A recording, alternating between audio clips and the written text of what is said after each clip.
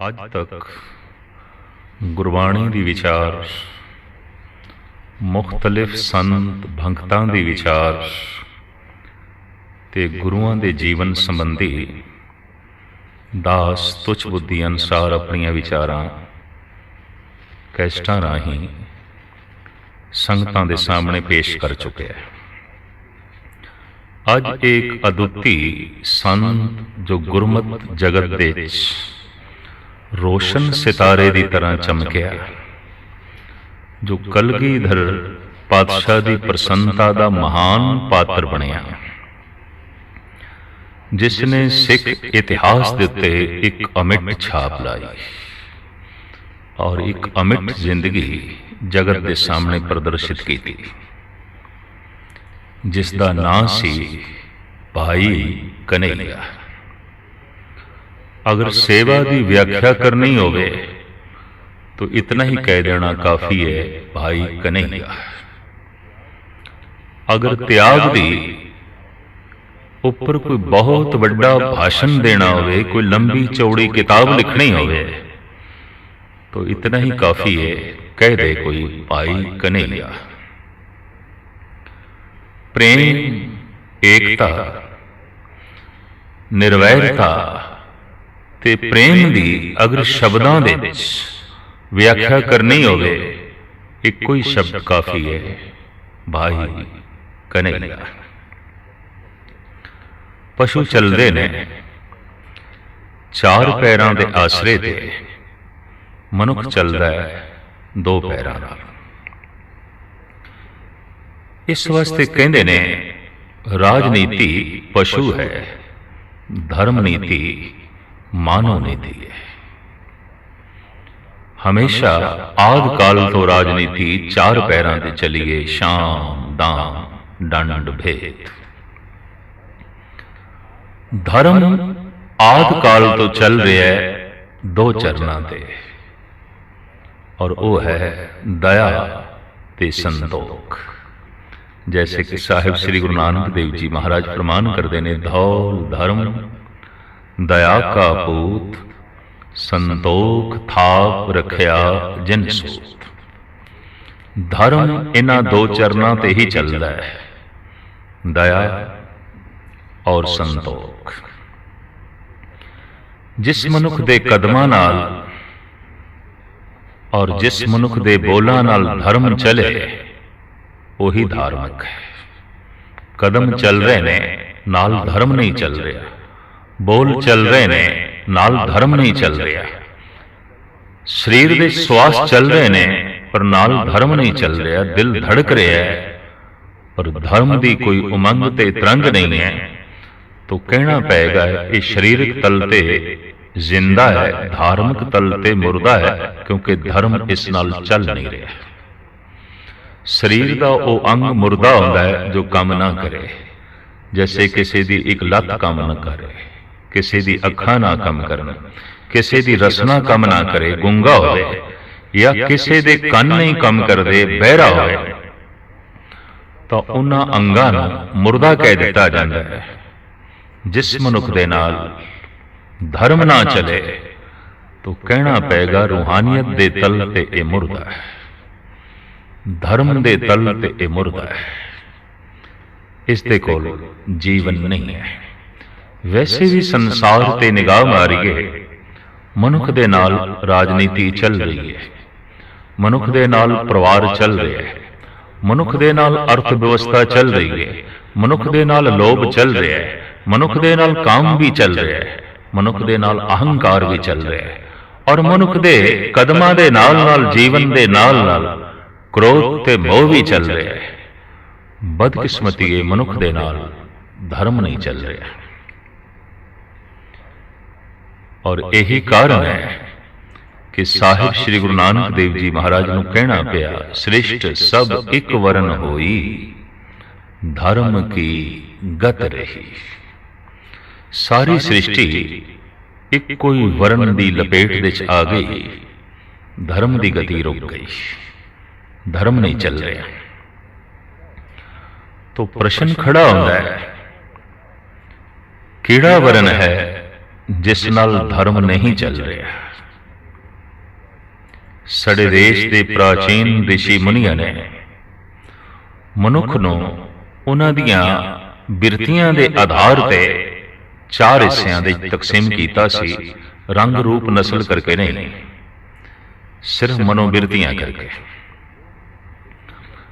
ਜੋ ਮਨੁੱਖ ਸਿਰ ਦੀ ਵਰਤੋਂ ਬਹੁਤੀ ਕਰੇ ਔਰ ਹਰ ਵਕਤ ਸੋਚਦਾ ਹੀ ਰਹੇ, ਕਦਮ ਬਾਅਦ ਵਿੱਚ ਰੱਖੇ ਸੋਚੇ ਪਹਿਲੇ, ਦ੍ਰਿਸ਼ਟੀ ਨੂੰ ਬਾਅਦ ਦੇ ਜਾਣ ਦੇਵੇ, ਉਸ ਤੋਂ ਅੱਗੇ ਆਪਣੀ ਸੋਚ ਨੂੰ ਰੱਖੇ, ਆਪਣੀ ਜ਼ਬਾਨ ਦੇ ਅੱਗੋਂ ਵੀ ਆਪਣੇ ਦਿਮਾਗ ਨੂੰ ਰੱਖੇ ਔਰ ਆਪਣੇ ਹੱਥਾਂ ਦੇ ਅੱਗੋਂ ਵੀ ਆਪਣੀ ਸੋਚ ਨੂੰ ਰੱਖੇ। ਸੋਚ ਜਿਸ ਦੀ ਰਹਿਬਰੀ ਕਰੇ।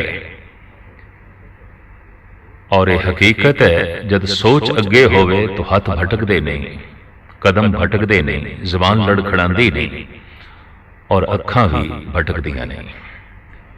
ਇਹ ਸਭ ਗਿਆਨ ਇੰਦਰੇ ਤੇ ਕਰਮ ਇੰਦਰੇ ਉਦੋਂ ਭਟਕ ਜਾਂਦੇ ਨੇ ਜਦ ਇਹਨਾਂ ਨਾਲ ਸੋਚ ਨਾ ਹੋਵੇ, ਵਿਚਾਰ ਨਾ ਹੋਵੇ। तो एक ऐसा पुरुष जो जीवन की हर क्रिया दे सोच शक्ति नूं ही अगे रखे, सिर्फ पैरों नूं अगे नहीं रखता, सोचता है कि ये पैर आखिर कित्थे पहुंचणगे। बहुत लंबी सोचता है। सिर्फ अखां नूं ही महानता नहीं देंदा, जो मैं देख रहा आखिरी दृष्टि कित्थे रुकी है और की देख रही है और क्यों देख रही है। इस तरह की सोचनी जिसकी हर पहलू विच अगे होवे। प्राचीन ऋषि मुनिया ने कह दिता सी, ये ब्राह्मण है, ये सिर की वरतों बहुती करता है। ये इंज कह लो, हर पासे इसका सिर ही अगे चल रहा है और जब सिर ही अगे चल रहा है तो सिरमौर है। सोच ही अगे चल रही है तो सिरमौर है। सारे धड़ की पहचान सिर करके है, तो जिसका सिर ही अगे चल रहा है कुदरती गल है, सिरमौर है, महान है, मुखी है। काफी लंबे समय तक सोचने वाले पुरुषों का सन्मान अपने ढंग नाल बनिया रहा। बदकिस्मती है, बाद विच इसनूं जात समझ लिया गया, बाद विच इसनूं एक गोत समझ लिया गया और जन्म तो ब्राह्मण मन लिया गया, जबकि जीवन तो कोई ब्राह्मण बनता सी। सोच करके ब्रह्म बिंदे से ब्राह्मण। तो जो सोचता है, विचारता है, ब्राह्मण है, तो ब्राह्मण नाल धर्म चल सकता है और चलता रहे। और ब्राह्मण ओही कहो कबीर, जो ब्रह्म विचारे सो ब्राह्मण कहियत है हमारे। दूसरा प्रतिष्ठित वर्ण से क्षत्रिय, जिसकी पूरी चेष्टा सी, जिसकी पूरी कोशिश सी कि मेरे हत्थां च ताकत होवे, मेरे हत्थां च शक्ति होवे और इस शक्ति नाल, इस ताकत दे नाल मैं कमजोर दा सहारा बना, कमजोर दा आधार बना, कमजोर नूं सेध दे सकां, कमजोर दा आसरा बन सकां। इस तरह के पुरुष नूं क्षत्रिय आख्या गया। और क्षत्रिय की बड़ी सोहने ढंग नाल व्याख्या है गुरु ग्रंथ साहब जी महाराज विच। खत्री सो जो कर्मा का सूर, पुण्य दान का करे शरीर। यह सूरा सो पहचानिए जो लड़े दीन के। वास्तविक क्षत्रिय वो है जो कमजोर की खातिर लड़े और अपनियां बावां कमजोर लोगों दी बावां नाल जोड़ के उन्होंने मजबूत कर दे।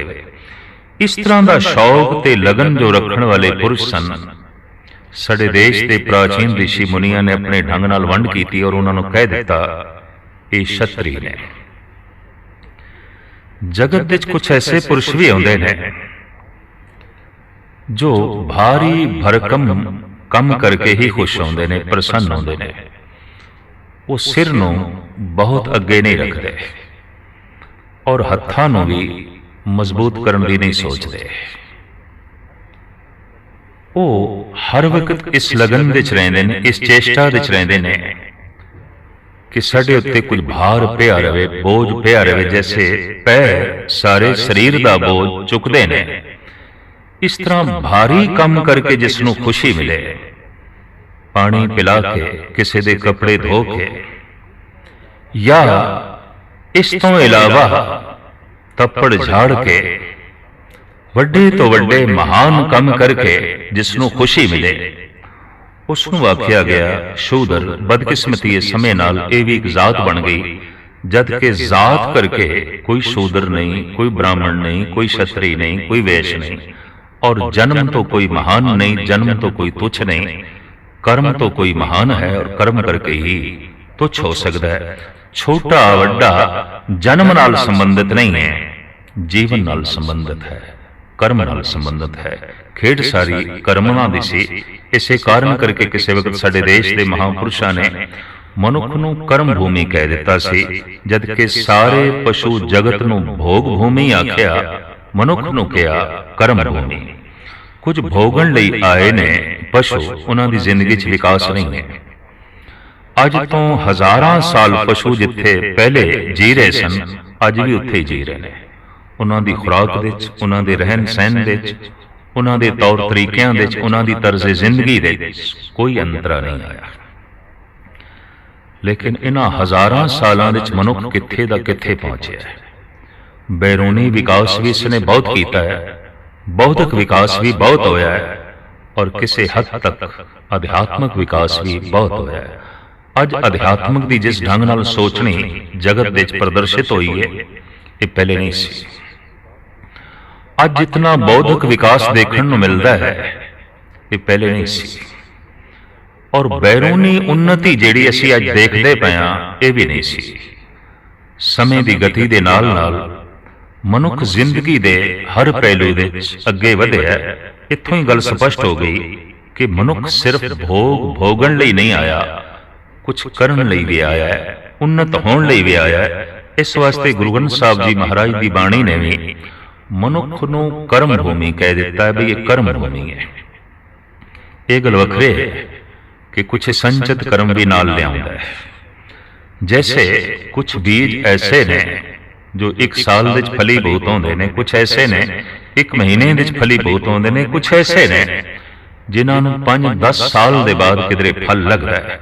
ਕਰਮ ਵੀ ਕੁਝ ਐਸੇ ਨੇ ਛੇਤੀ ਫਲੀਭੂਤ ਹੁੰਦੇ ਨੇ, ਵਕਤ ਲੱਗਦਾ ਹੈ, ਥੋੜੇ ਸਮੇਂ ਵਿੱਚ ਫਲੀਭੂਤ ਹੁੰਦੇ ਨੇ, ਲੇਕਿਨ ਲਾਜ਼ਮੀ ਕਰਮਾਂ ਦੇ ਬੀਜ ਨੂੰ ਫਲ ਲੱਗਦੇ ਨੇ, ਸੁਖ ਦੇ ਔਰ ਦੁੱਖ ਦੇ।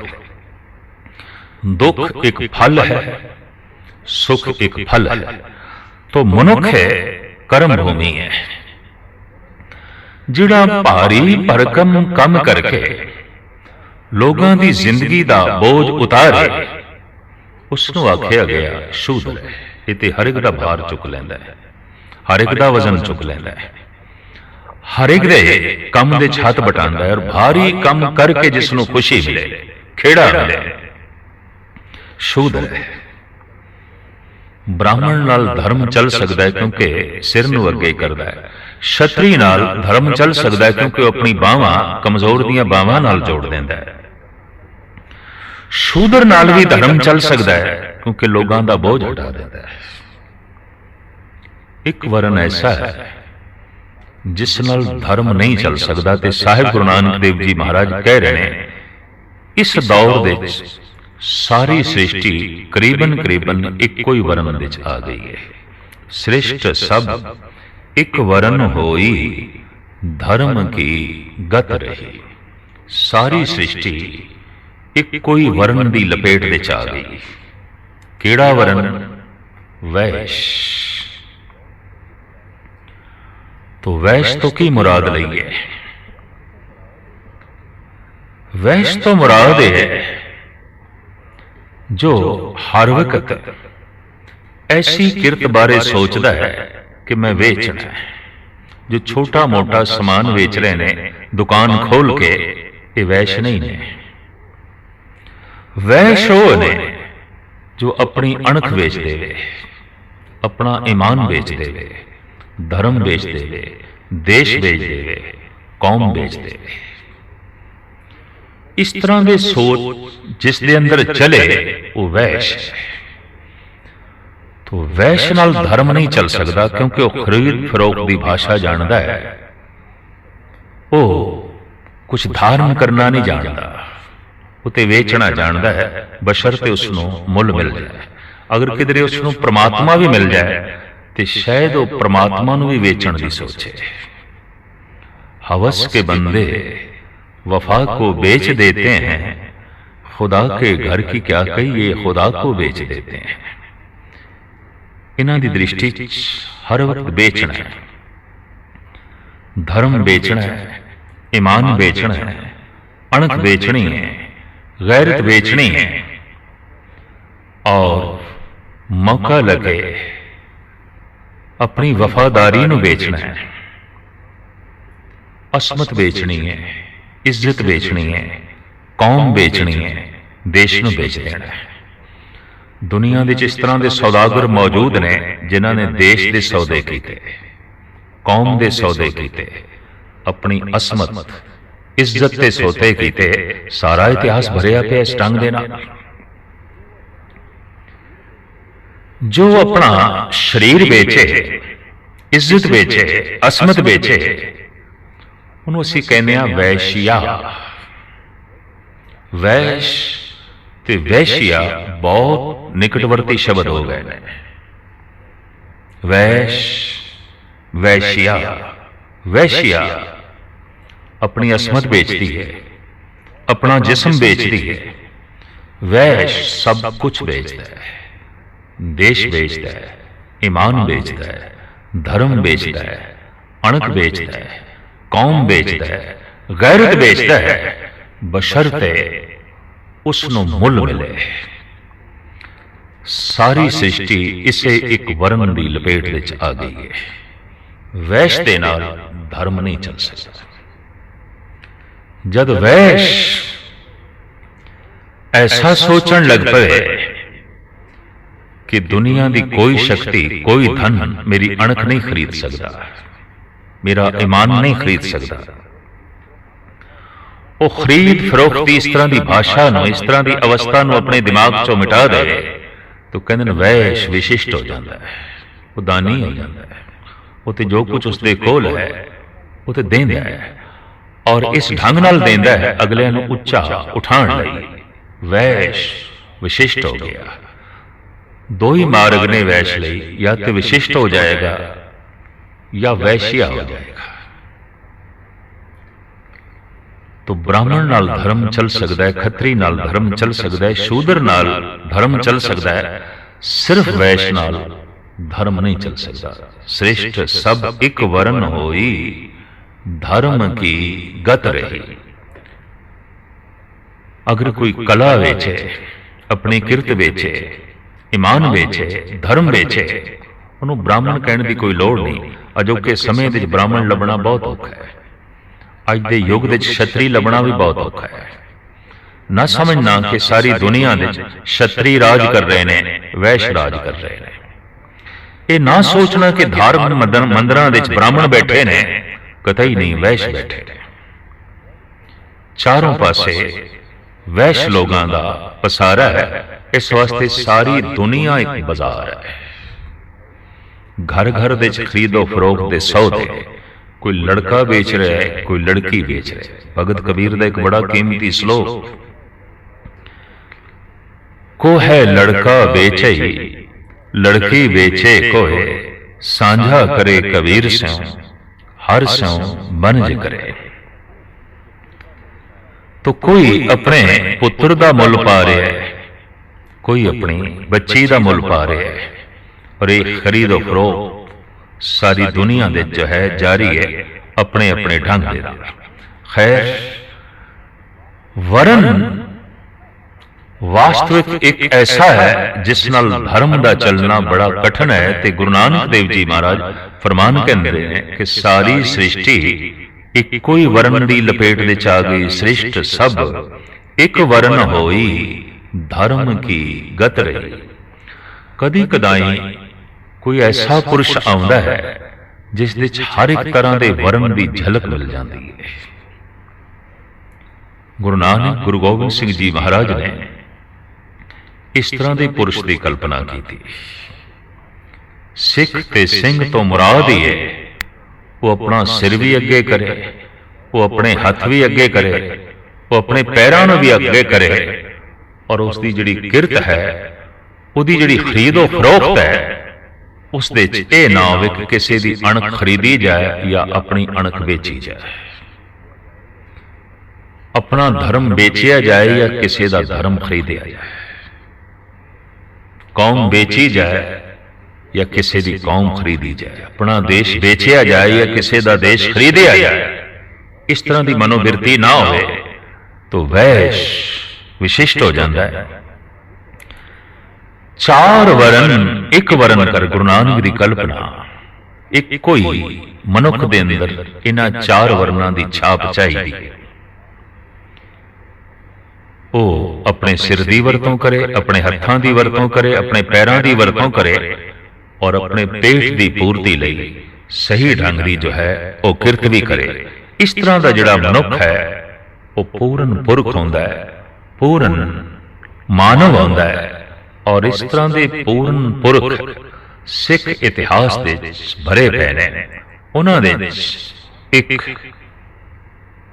महान नाम है भाई कन्हैया।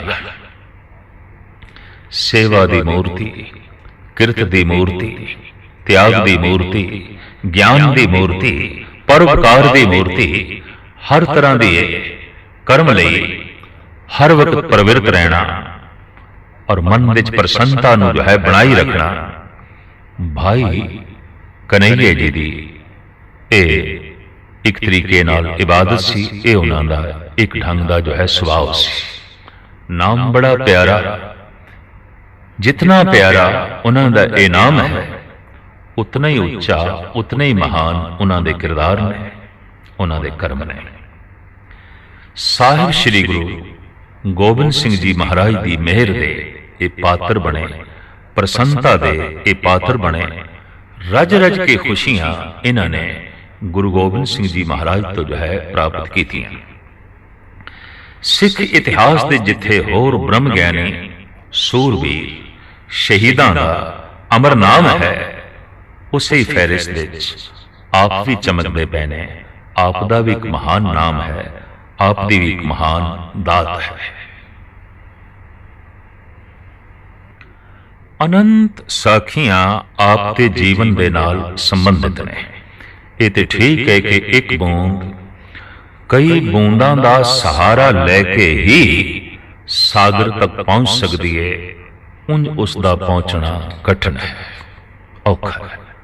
कारण जमीन चूस लेगी या सूरज दियां किरणां उसनूं सुका देणगियां। हर मनुख चाहे वह छोटा है वड्डा है एक बूंद, और बूंद की इच्छा है सागर होना। और बूंद सागर उदों ही हो सकती है जब सागर तक अपड़े, सागर तक पहुंचे। और सागर तक पहुंचने लई लंबी वाट, तपदी रेत, रेगिस्तान, किधरे जमीन इस बूंद नूं चूस सकता है, किधरे सूरज दीयां किरणां इसनूं सुका देणगियां। देखते हैं जिहड़े जिहड़े मनुख है, हर मनुख एक बूंद की तरह। अगर ये परमात्मा रूपी सागर तक नहीं पहुंच सकियां ये बूंदां, तो किसी नूं गम्मां ते दुखां ने सुका दिता है और किसे किसे नूं पदार्थां ने अपने विच जज़ब कर लिया, लीन कर लिया, मिट गए। कोई पदार्थां विच मिट गए, कोई गमां विच सुक गए। सागर दा मिलना नसीब ना हो सकिया। सागर सुपना ही बनिया रहा, सागर अदृश्य ही रहा। इस तरह पृथ्वी ते पता नहीं कितनियां बूंदां रोज पैंदियां ने, कितने जन्म होंदे ने, कितनी बरखा हो रही है जन्म की। लखां मनुखी बच्चे रोज आंदे हैं लंबी संभावना लैके, परमात्मा होने की संभावना लैके, सागर होने की संभावना लैके। होना ते सागर से, पर जमीन ही चूस लेंदी है उन्होंने। तपदी जमीन ही सुका छड़ती है, जमीन ही उन्होंने अपने जज़ब कर लेंदी है, पदार्थ ही उन्होंने अपने जज़ब कर लेंदे ने, या गम ते दुख उन्होंने सुका के जो है रख देंदे ने। इस वास्ते एक बूंद नूं सागर तक अपनन लई अनंत बूंदां दा सहारा चाहिए ताकि उस दे च रवानी बनी रहे, गति बनी रहे। और ये जिहड़ियां अनंत बूंदां ने, यह है सतसंग, सतसंगियां दी संगत, गुरमुख सजना दी संगत। भाई कन्हैया नूं बचपन दे च 99 नाम दे संत दी संगत नसीब हो गई। दरअसल 99 एक बूंद की तरह नहीं सी, एक धारा की तरह सी। अगर किसी बूंद नूं एक धारा मिल जाए, उन्होंने रवानी मिल जाती है, उन्होंने तेजी मिल जाती है। पूर्वले कर्मां दी, संस्कारां दी बनी हुई खुशकिस्मती कि इसनूं चंगे उगे सत्संगी मिले। फिर ते कहना कि दरिया का मिलन हो गया। एक दिन कलगीधर पातशाह दा साहिब श्री गुरु गोबिंद सिंह जी महाराज का मिलाप होया। इस धारा ने वड्डी धारा नाल जोड़ दिता। जैसे पानी का नियम है कि झरने छोटे छोटे पहाड़ों चों निकलते हैं, फिर मिल के ये वड्डी धारा बनते हैं, फिर वड्डियां धारा होर वड्डी धारा का आसरा लेके दरिया बनदियां ने, दरिया होर वड्डे दरिया दे च लीन होके सागर तक अपड़दे ने। मनुख बारे भी यही कुछ है। छोटे छोटे सत्संगियां दा आसरा लेके फिर महान सतगुरु दे आसरे दे नाल परमात्मा रूपी सागर तक पहुंचना इस जिंदगी दा लक्ष्य है। और इस लक्ष्य को प्राप्त करने दे भाई कन्हैया पूर्ण तौर ते सफल होए। उन्होंने ये सफलता पूर्ण तौर ते नसीब हुई क्योंकि उन्होंने अनंत बूंदां भी मिलियां, धारावां भी मिलियां, पर महान वगदा होया ज्ञान दा दरिया भी मिलिया, प्रेम दा दरिया भी मिलिया, जिस नाल सम्मिलित होके आप परमात्मा तक पहुंचे और धार्मिक इतिहास दे अपनी अमिट छाप जो है छोड़ गए। अज भी उन्हां दे नाम दे उत्ते बहुत वड्डी एक संप्रदाय है सेवा पंथी। और सेवा पंथी संत जना दे अज भारत वर्ष दे अनेकां सत्संग दे केंद्र ने, डेरे ने। और अज भी उत्थे सेवा ते सिमरन बहुत प्रबल रूप दे जो है चल रहे। आए गए लई जो है लंगर, रिहाइश और आत्मक तृप्ति दे लई बाणी दा पाठ, कथा ते कीर्तन दा प्रवाह इन्हां डेरियां दे बहुत सुंदर ढंग दे नाल जो है चल रहा है। और ये तमाम डेरे सेवा पंथी कहलांदे ने और अपने आप नूं भाई साहब भाई कन्हैया नाल जो है जोड़ते ने, जिन्हां दे नाम दे नाल इस संप्रदाय दा जन्म होया सेवा पंथी अड्डण शाही संप्रदाय। भाई साहब भाई कन्हैया दे उनते अनंत खूबियां सन, पर कहने हर मनुख दे कोई एक गुण सिरमौर होता है, बाकी गुण उसदे नाल सहायक रूप दे चाहुंदे ने। तो सेवा आप दा महान गुण सी और इसे कारण करके आप दे नाम दे नाल प्रचलित जिहड़ी संस्था चली, एक पंथ चलिया, एक पीढ़ी चली, उन्हां दा नाम ही पै गया सेवा पंथी साध। तो सेवा पंथियां दा जब जिक्र आवे तो भाई कन्हैया अगे खड़े हो जाते हैं। सेवा पंथियां दी जब गल करिए तो मणि मुकुट की तरह भाई कन्हैया सामने खड़े हो जाते हैं। सेवा पंथियां दी जब चर्चा करिए तो सूरज की तरह चमकते भाई कन्हैया जी अगे आन के जो है खड़े हो जाते हैं। इस तरीके की लासानी दात कुदरत ने भाई कन्हैये दे राही सिख जगत की झोली विच पाई।